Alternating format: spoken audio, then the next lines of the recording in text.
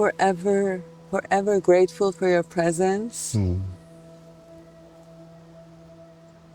This grounded flow of joyful and authentic being.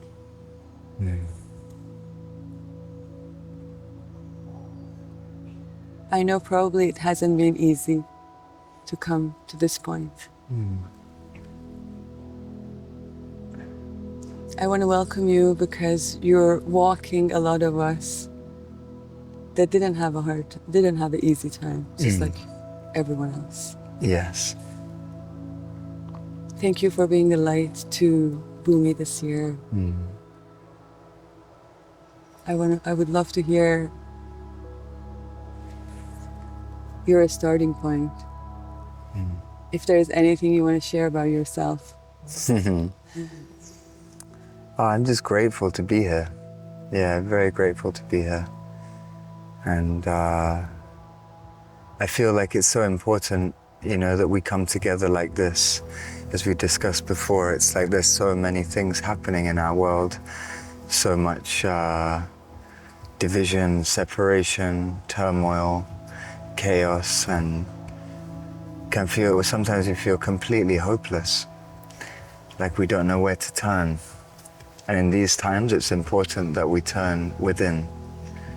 And that's why I feel it's so important that we come together in gatherings like this. So from my heart to yours, I just want to say thank you for creating this beautiful event where we can come together in the spirit of love and unity, not in dogma and segregation and exclusivity, but more inclusivity, that we include everyone because the whole world is our family.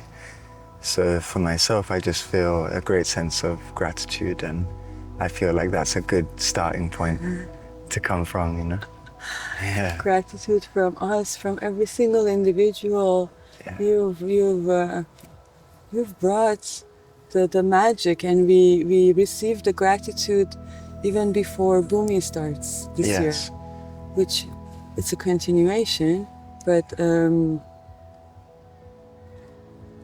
we had a lot of people telling us how much inspiration you've been to their lives, and the words of your music has brought so much space for reflection, you know? Yeah. It's a sing-along, you know? But it's like echoes within.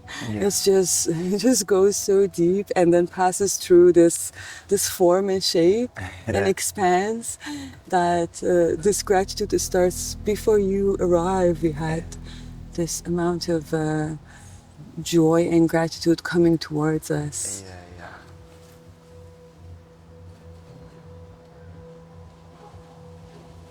Last night was your performance. I can't call it a performance. Yes. I don't know, what do you call that? Do you call it a performance? No, it's not really a performance. It's something deeper than that, you know, because a performance is like a show, like I'm putting on a show. It's deeper than that. It's not just a performance. It's more like a ceremony, you know. It's more like a gathering of souls.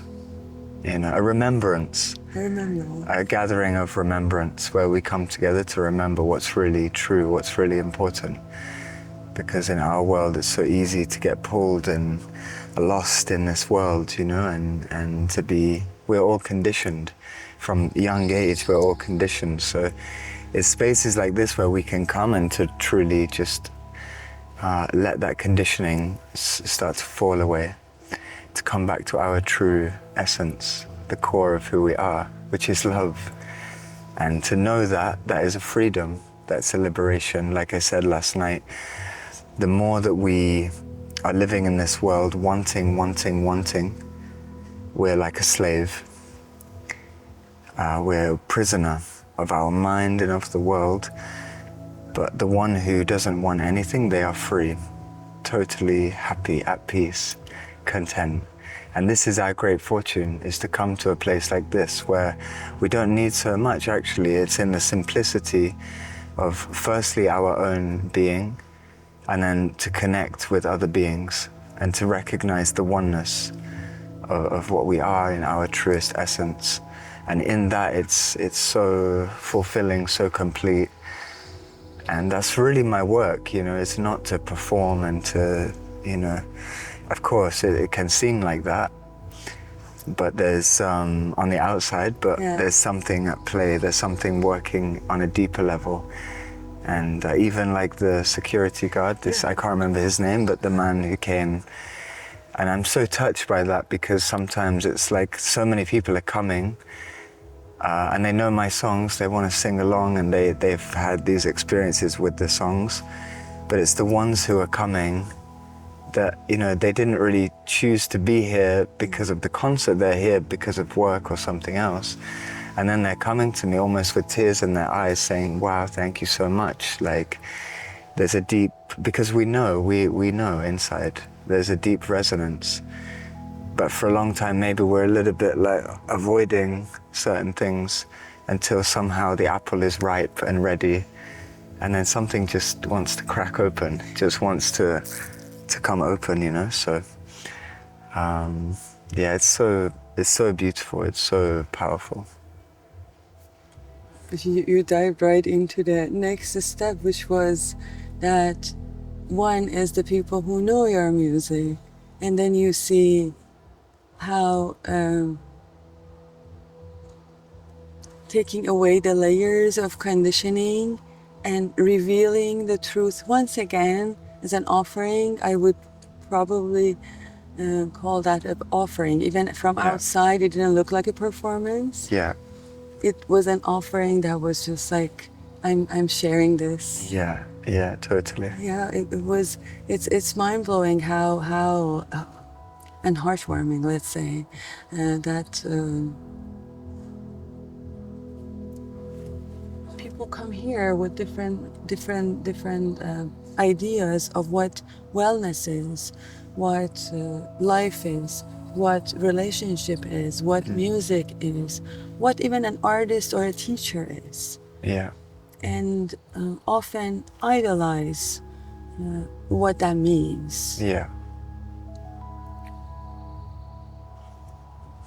You have been in this journey, and I would love to hear from who inspired you and who are the teachers on your path. Yes. And how you define teacher. Yes. Yeah, I feel that we have, like for myself, I have many teachers, like many gurus, many human beings that are, you know, we see them but as a person, but they're not really a person. Like, they are consciousness, reminding us that we are consciousness. But sometimes we feel that a teacher is somebody that has to come in human form. But in reality, it's like Ramana Maharshi, he said that the whole of the world, the whole of life was his guru, was his teacher. So it's not any one specific thing. It's everything, you know, it's all the most beautiful experiences that we have, but also sometimes the more powerful experiences are the ones that really challenge and push and test us. That's where we really find that we have to come out of this limited identity and to grow and expand deeper and deeper into what we truly are. So I don't feel like it's any one specific thing, but it's everything. It's everything, it's life. You know, some of the most powerful teachings that I have are sometimes like coming in the form of like deep challenges, or like human beings that are incredibly angry or impatient and just screaming and shouting, and it's like, whoa, okay. Because I know that it's a mirror, that I also have this tendency. So I can either choose to go this way or I can go this way. That's my choice. And so in my own life, what I found is that whenever I felt the presence of love, of truth, it's like somehow I'm just pulled. My heart is pulled. I want to just be there, you know? And whenever I'm in the presence of the opposite of that, when I'm in the presence of, you know, anger and violence and like very limited states of mind, it's also like a very powerful teaching that we can go this way or we can go this way. And my teacher has always been, come back to the love, keep coming back to this love. Because I know that that is what we are fundamentally in our essence. But through our conditioning, through life, we got kind of lost along the way. And that's what life is about, you know, it's like peeling the layers of an onion, getting back to this core. And if spirituality means anything, it's simply to just peel away all these layers of conditioning, of ideas, of dogma, of beliefs, of, you know, because we all identify with our race, religion, our sex, our education, our language, like all these ideas, but it's not original to us. Because when we're born, we're not born as a Christian or a Muslim or a Hindu or a Jewish, or all of that was learned after. So I didn't know that my name was Sam. That was given to me. I didn't know that I am a boy, or I didn't know that I'm born in England. I don't know any of this. I'm just pure consciousness. And then slowly over time, you develop this identity. I'm Sam. You know, this is who I am. You're Bibi. This is, you know, and we interact. And on a certain level, there's something beautiful in that. Because I think there's something special about this diversity. It's also from God. There's a beauty in all this diversity, all these trees, they're unique, but they're all growing out of the same earth. Yeah. So the root is one. There's a saying, many fruits, one root. Yeah, many fruits, one root, and it's the same. We can enjoy the diversity, the play of diversity, more when we know who we are. And if we don't know who we are in truth, then we tend to suffer our diversity, competing and trying to be special and all these things. And then we suffer so that we can awaken to come back to our true essence. So I have many teachers. Muji Baba is my guru. I have a great elder in Jamaica who recently passed. His name is Ras Bongo. I am teacher. You know, many teachers, you know, my parents, my family, my friends, my dogs, you know, just life, the trees, the animals, and everyone around us. Everything is teaching us. And I think as long as you have an open heart, then that's really the main ingredient, that's the main thing. As long as you have an open heart, then life can work with you, and it becomes very obvious. Seems very simple, actually. But as long as you have your own agenda and you're living more from your mind and your own projections about how you think it should be, then it may take a little bit more time. But that's okay also, because everything is unfolding in its own time, in its own way. Remembering to come back. Yes. Remembering to come back.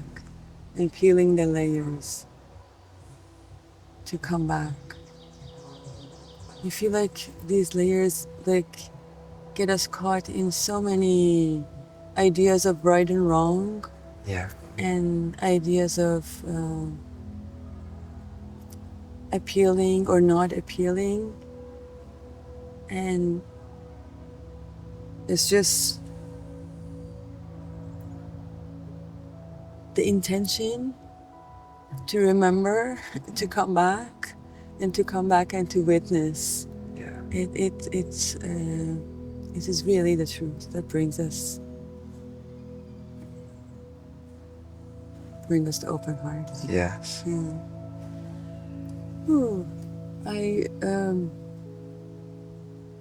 One of the things that has inspired the path of many is being able to do these practices and to pass away from ideas of separation when we come together in a gathering. Yeah. When we come together as a group, and so then we have the opportunity to see the other and look them into the eye. For you, how this gatherings were a space that was, what was it that from the gatherings that you took? Because at BUMI we have a diverse group of people, and then you've seen like their kids and Yeah. their animal farm, and there's like elderlies, and I can see that they're all engaging. Yeah. And I would love to know for people who are space holders, we would love them to create spaces like this. Yeah. Because we feel like we need more safe spaces of practice to move away from the ideas of separation. Yeah. And get close to understanding that we're all interconnected. Yeah.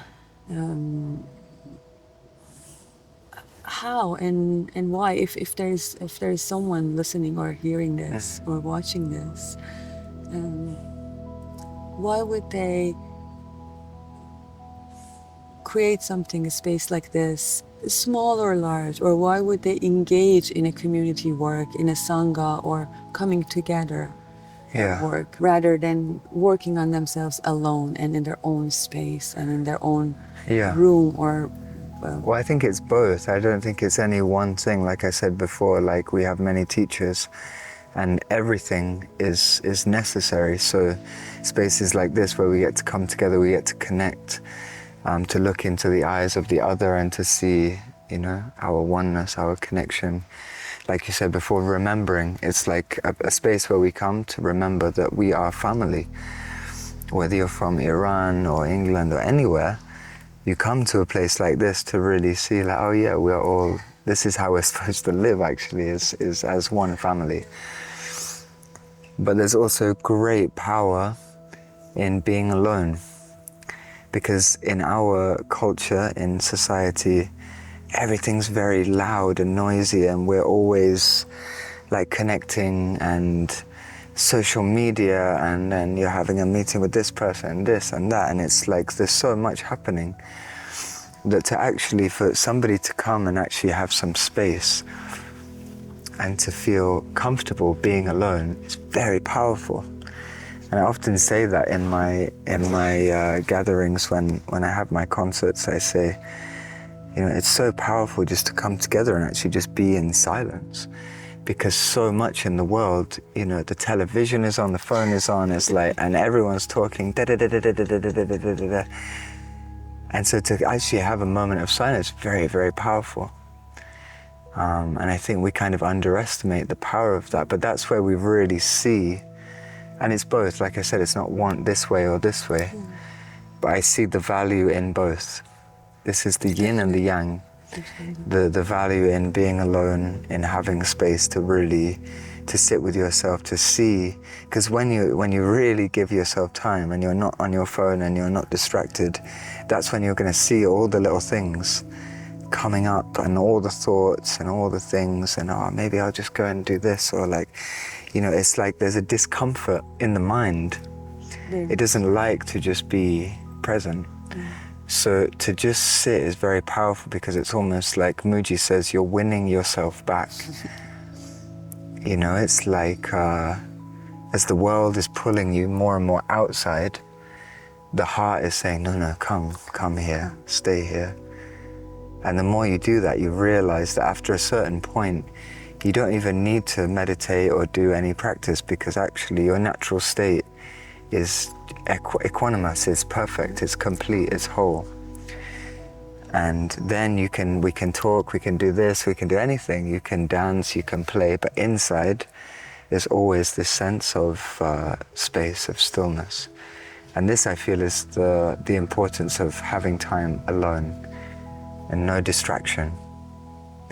And then to come to the gatherings like this is an opportunity for us to bring this awareness into community living, into caring for one another, having compassion for one another, to share, to hear from another, what's your experience, you know, and to start to feel this love just growing more and more and more.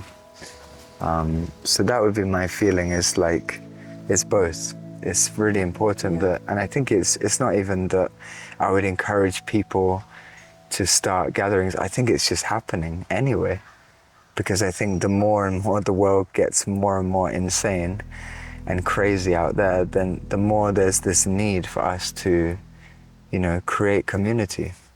Like where I live also is big community. Like lots of children, lots of families, lots of people that, look out for each other. And in that sense, it's like, it's not just me and my family over here, but you're starting to see that the family is growing more and more and more. As we were, as humans. Yes. Yeah, as we used to be. Totally. And like even the land that we're on now, if you think back to a time where, the people that were here originally, the indigenous people of these lands, they lived in harmony with the earth. They didn't want to dominate and to conquer and to destroy.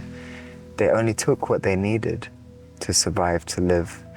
And they had great respect. They have great respect, deep respect. The colonizers, my ancestors that came from England and other countries in Europe, not so much respect. So they came, and we're still feeling the pain.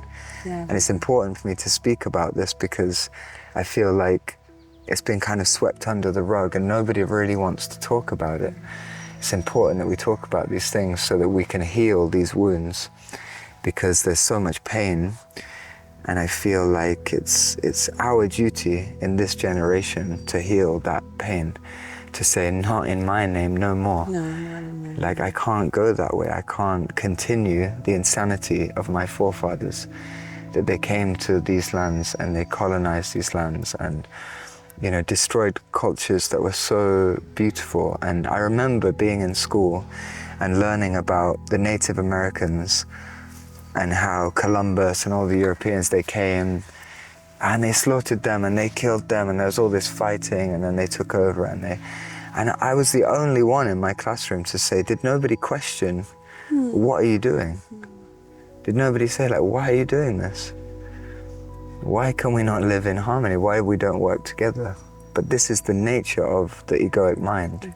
And so this is the root. As long as we have this mind and this mentality, I want to dominate you, I want to be better than you. And everything is like in our system, in the educational system, it's all competitive. Giving badges to kids, you're the good one, you're not so good, so you're down here. And it's this kind of system that's so deeply ingrained that it's hard for us to even see it. But once you start to wake up and you come out of it, you realize, wow, it's embedded within everything. This insanity is like, and that's really what we have to wake up from now, that we can start to, instead of building more walls to separate us, we build more bridges that we can actually cross together and to come together. And I feel this is the most important thing about these gatherings, is that we all come from different places, but then when we come together in the spirit of love, we realize, like, this is the healing that we need, actually.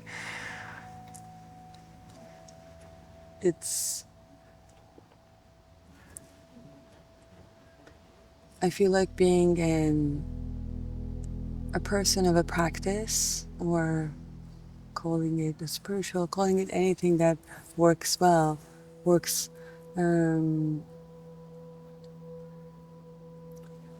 they often think that it's always saying yes to everything and being calm and not being proactive, Right. not making choices that are uncomfortable for others, Yeah. not breaking anyone's heart. But that's not how it happens. Yeah. I feel like teachers and artists, if we do not have that, if we cannot take that stand, we're losing to our own game. We're not true to ourselves. For us, doing different things in this field, and you were speaking about your experience. I remembered your song, "I'm the Colonized Son." Yes. Yeah. And I remember it was just, for me, it was so humbling to hear that.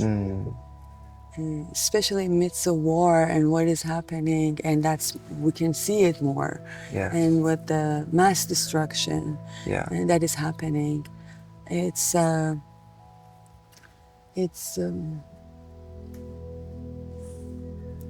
people or humans, when we get uncomfortable, when it's hard, the conversation is hard. Yeah. As Muji Baba says, when we cannot just witness and we get involved. I think we have to have that idea of practicing in alone time, but then bringing that into that bridge. Hence the gathering thing, because especially in North America, we're all in our own rooms and our own devices and own cars. Like I see many cars just driving one person. So it's and we feel alone in that. We don't even see the possibility that I can make a bridge. I don't see the possibility that I can stand. And it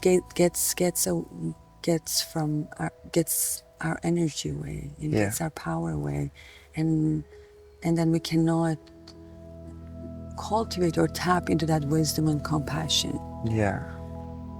I just want to say that it's so important, like what you said, this song, it's not released yet, but I just released like a little clip of it. And I say, the line is, I'm the colonizer's son, but I'm the one who won't obey. The dream that you once had has turned into decay. It's like, we have to speak about these things, and in speaking about them, it may not seem like much, but it's like the start of something. We have to start a conversation about these things in order for it to start to heal and for there to be a solution. Otherwise, we're just going to keep repeating the same patterns again and again and again and again, and we're not really going anywhere. And this is why we have to bring our spiritual life into the world. And I feel that that's my work, is to unite people, is to come together in that spirit of unity. And actually the other day I was here and Andre was doing a painting while the band was playing. And he said, brother, would you come and we're going to all paint together? And we started to play some football, and it was like the most beautiful feeling all together playing football. Then he said, would you come and paint with us? I said, yeah, I would love to. As I started painting, there was this young boy, and he was there also painting, and it was just so profound and powerful. It may not seem like a lot, but the little boy just said to Andre, thank you for letting me paint. And he enjoyed it so much. And Andre said, do you paint at home? And he said, no. Like, I never did this before. Like, maybe once or twice, but it's not like so encouraged. And it just struck me, like it was so powerful, and it seems like nothing, but just this boy's words, he was just stood next to me, he said, thank you for letting me paint. And it was so powerful, like I was like in tears. I was like, wow, it's so beautiful just to have a space to give children the space to just express themselves. Because so much has been suppressed. No, you shut up, don't sing, don't dance, don't do anything. And so much, like I know, like from family trauma and like generations that have passed, that there was a lot of this like suppression. And so just even these, they seem like small things, but that is revolutionary. There is a revolution. It's such a power in that, to actually empower our children to be themselves, to love themselves. And in that, there will be more love in the world. So all we can do is really just keep planting seeds. Keep planting seeds, like one by one. We're coming home, more and more and more. And I feel like it's unfolding, it's unfolding. And it's not so much that we need to try to save the world, or it doesn't come through force. You're just met with more resistance, more fighting, more hatred. But little by little, we're just, finding our way. Walking each other home. Yes.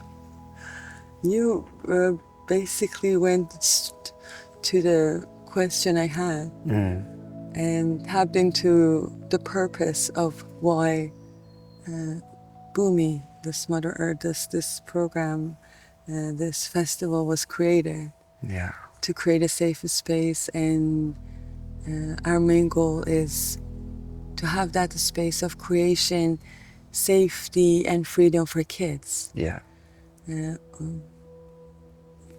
I wanted to ask about your experience in BUMI, and you just said it before when I asked the question, which was very beautiful, unfolding moment to moment. This first-hand experience that you had being with different groups. We had this feedback about kids. We have this beautiful being behind the camera right now, Arta, that we know his story was also something like that, that he found comfort and he found a place that he was loved and he was cared for, and he had responsibilities and he could explore and channel his talents and his passion and compassion for others. I'm hoping that BUMI as just a drop in this ocean of effort we put, be a cause for all beings and be a cause for kids coming to this earth to have that space with heart-centered people like you, with heart-centered artists and teachers. And personally, I can not want anything more, because I know I'm passing by, and when we did the meditation last night at the end of the program at 12 midnight, we sent a lot of love for all the kids that were in this land or anywhere else on this land. If you want to say something about it,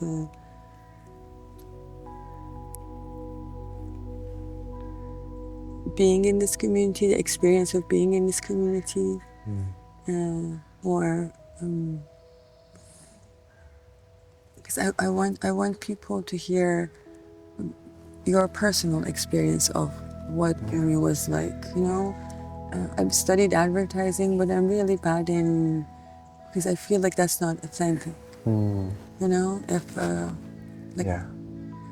Baramji last year, he arrived, and when he was leaving, he said, the word is only love. All I felt here was love. And that, I was going to say the same. That stayed with us the whole year. Like, you know, it saved us. Because you can imagine something like this sometimes can get very like paper-based. And of course, thankfully, Merci is there to do the hard work, and I'm but I would love to have like just a reflection. I would just ask a short question about if you have any reflections on your experience here. Does that make sense, the sentence? Yeah, I mean, I would have to say the same as Baramji, is that his name? Yeah, I'd have to say the same. It's just love, you know. It's like, and what we've already touched on, it's remembrance. You know, coming to a place like BUMI is remembering that love that lives inside of our hearts. You know, and it's reflected in everything, like in the people that are cooking the food, the chefs, you know, and yourself and the team. Like, everyone's been so accommodating. And I'm a long way from my home, but I feel I'm at home. You know, and that's the main thing, you know, is that wherever we go, like Babaji says, Moji says, you know, wherever you go, a garden will grow there. You know, and that's always my prayer, that we come to these gatherings, places like this, and that when people do go back to their lives, to their workplace, to their families, that garden will just continue to blossom more and more and more.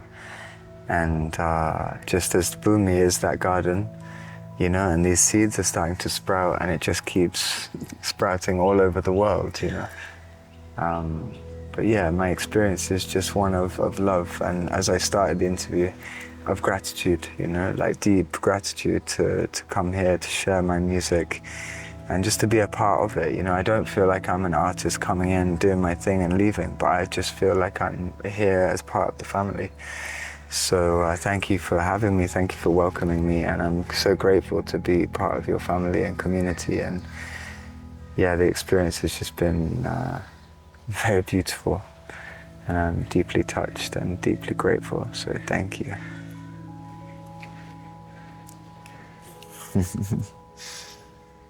Blessed love. Blessed love. Give thanks. Thank you. Yeah. One family. One family. Yeah. One family. Bless One you. family. Love you, love you. One family. Oh, yeah, yeah. I love you guys. Love you guys.